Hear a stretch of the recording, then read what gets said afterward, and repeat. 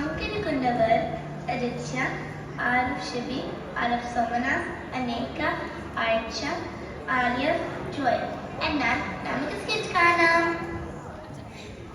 നോക്ക് നോക്ക്, ദേ അവിടെ ഒരു കിളി കൊഞ്ഞ് കിടക്കുന്നു. എന്തോരം ഭംഗിയാണ്.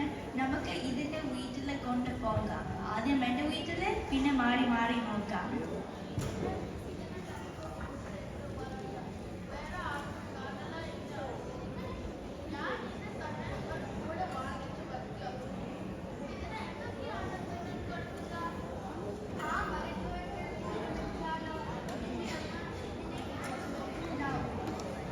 നോക്ക്, അതൊന്നും ചെറുക അനങ്ങുന്നില്ല.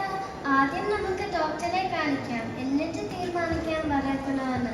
മറ്റ കിളികൾ ഒക്കെ ഇങ്ങനെ പറന്ന് നടക്കുമ്പോൾ ഈ കിളിക്കുഞ്ഞിനെ മാത്രം കൂട്ടിൽ കിടക്കുന്ന സങ്കടമല്ലേ? നമുക്ക് ഇതിനെ തിരികെ കൊണ്ടുവിടാം. ഒറ്റയ്ക്ക് വിട്ടാൽ ഇത് ചിലപ്പോൾ മരിച്ചു പോയേക്കും.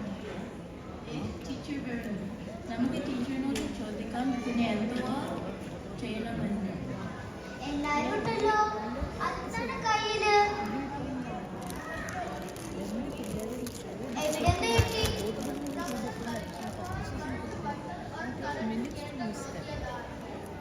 മരത്തിന്റെ മുകളിൽ ഒരു കിളിയുടെ കൂടുണ്ടെന്ന് തോന്നുന്നു.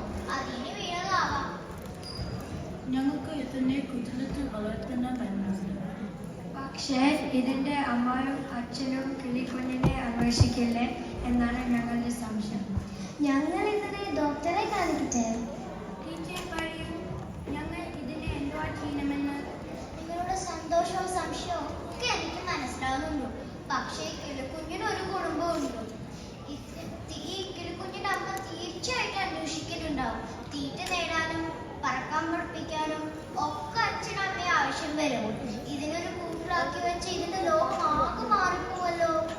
നമ്മൾക്ക് ഇടയ്ക്ക് കൂടെ തുടർന്ന് വിട്ട് പറക്കാൻ പഠിപ്പിച്ചാലോ? ചെറുകുണ്ടായിട്ടും പറക്കാൻ പറ്റാതെ ഒരു കൂട്ടിലായിപ്പോയാൽ എന്തൊരു കഷ്ടമായിരിക്കും.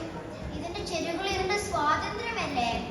ഏത് ജീവിയായാലും അതിന്റെ ജീവിത സാഹചര്യങ്ങളും നിന്നും മാറ്റിയ സ്വാതന്ത്ര്യം ലംഘനമാണ്.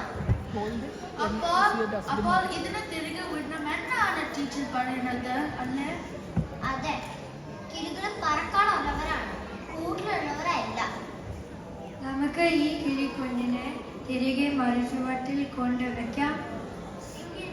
നമുക്ക് ഇതിനെ അവിടെ വെക്കാം. വേഗം നിന്റെ അമ്മയുടെ അടുത്തേക്ക് പറഞ്ഞാൽ നമ്മളൊരു നല്ല കാര്യം ചെയ്തത് എനിക്ക് നല്ല സന്തോഷം തോന്നുന്നുണ്ട്. ചിലപ്പോ അത് നമ്മളെ കാണാൻ വലിയൊരു ദിവസം വരമായിരിക്കും. അങ്ങനെ നമ്മൾ സ്വാതന്ത്ര്യത്തെ കുറിച്ച് പഠിച്ചു. നിങ്ങളെ കുറിച്ച് എനിക്ക് അഭിമാനമുണ്ട്. ഓർക്കുക, നമ്മളെല്ലാവരും സ്വാതന്ത്ര്യം അറിയിക്കുന്നു. മനുഷ്യരായാലും കിളികളായാലും